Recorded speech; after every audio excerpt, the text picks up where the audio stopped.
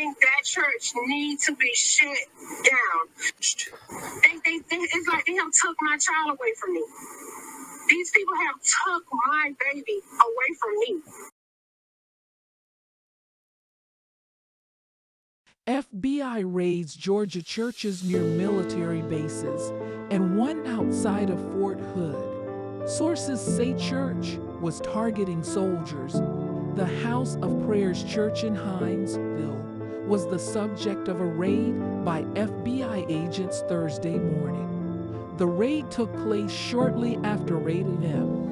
The church is located on the 2500 block of Airport Road. The FBI on Thursday raided 3 churches associated with the House of Prayer Christian Church in Georgia and Texas. The FBI has not released a statement regarding the raids. The House of Prayer is owned by the foreign nonprofit company House of Prayer Christian Churches of America, Inc., which registered with the Georgia Secretary of State in 2004. The business's listed officers are affiliated with the Georgia churches and use Hinesville, Georgia, post office boxes as mailing addresses. Its churches, which are primarily located near military bases throughout the country, have been accused by former members and a veterans advocacy group of operating like a cult and targeting soldiers. In 2018, the church received at least $708,145.53 in post-9/11's GI Bill funding and is accused of depleting students' benefits while never granting them a certificate of completion. One student attended for 12 years, completely depleting their GI Bill funding. They were not able to transfer credits anywhere, and their job would not count these credits towards promotion. In August 2020, Veterans Education Success, an advocacy organization based in Washington, D.C., asked the U.S. Department of Veterans Affairs and the Georgia Veterans Service to investigate alleged abuses of the GI Bill program by House of Prayer Christian Church is Bible seminaries. The Bible seminaries are meant to equip students to pastor and teach at HOPCC churches. They accept female students. However, the churches do not allow women to teach or preach. Many reported being required to recruit more students during class time, going to the nearby bases to accomplish this. Allegations against the churches, in addition to the allegations against the seminaries, the House of Prayer churches allegedly engaged in other criminal activity and operates like a cult, manipulate veterans into donating their via disability compensation to the church, engaged in mortgage fraud. Rennie Denny's and the Hinesville Church. Protests outside the Hinesville Church location occurred in 2017, according to Coastal Carrier.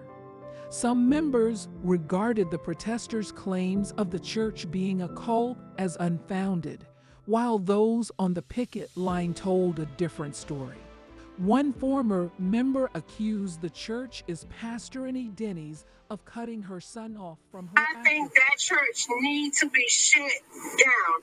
It's like they have took my child away from me. These people have took my baby away from me. Finding out about Denny's alleged real estate scams. Embittered former members of the church started a website to gather testimony about the alleged abuses they experienced. Some reports from the site claim Denny's manipulated families, committed identity theft, and more. The following are testimonies from the website. and are unverified accounts of former members' experiences working for and attending the Hinesville Church. Arlen Bradine Innes uses the Bible to manipulate people, to destroy families, drain them of their money, and if anyone dare question him, he will publicly destroy them. J. M. Rodriguez. 10 years of working in the ministry, and all I was doing was generating over $100,000 of real estate income every month and giving it all to Denny's. And on top of that, they made me purchase property without my permission in my name, had me put it on the rental market, and give all the money that came from these properties to them. I never benefited from all this work I was doing. Adam Bowles.